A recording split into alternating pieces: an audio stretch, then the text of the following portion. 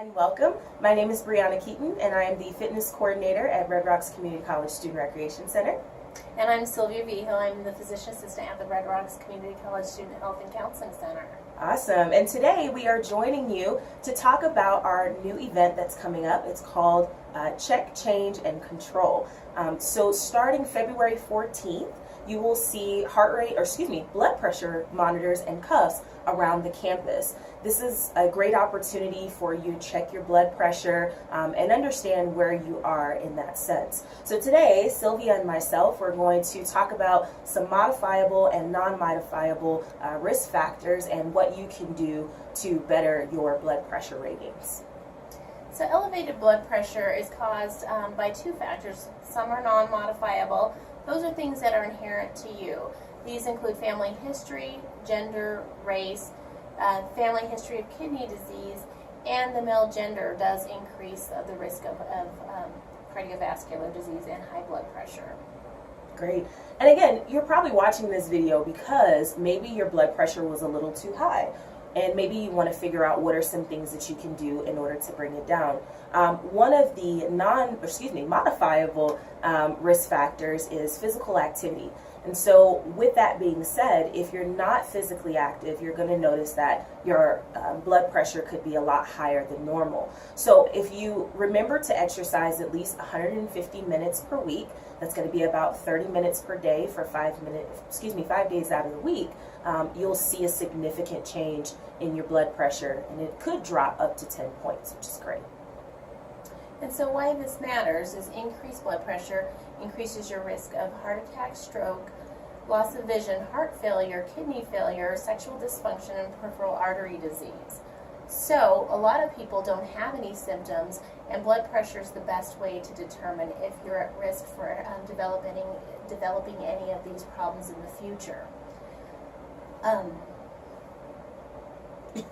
Sorry. So another thing that you can do as well to help yourself as well as your blood pressure is nutrition. A lot of times if we have a very imbalanced nutritional intake, we have a lot of salt intake, which can lead to salt-sensitive hypertension, which is very predominant in African Americans. This is one thing that you can change by making sure that your diet is plentiful. So making sure that you're incorporating whole grains, colorful vegetables, fruits, as well as leaner meats in your diet. It can really help and make a huge difference in your blood pressure. And why we want to know this is we want to get a better picture of your cardiovascular health. Checking your blood pressure, we want you to do this at least one time every 2 weeks. And checking it at different times, times of the day, your blood pressure is going to fluctuate. So we want to get an overall accuracy of what's going on with your health.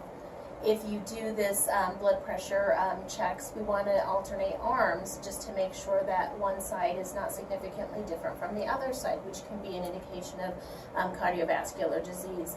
Also, cardiovascular disease can present in many different ways.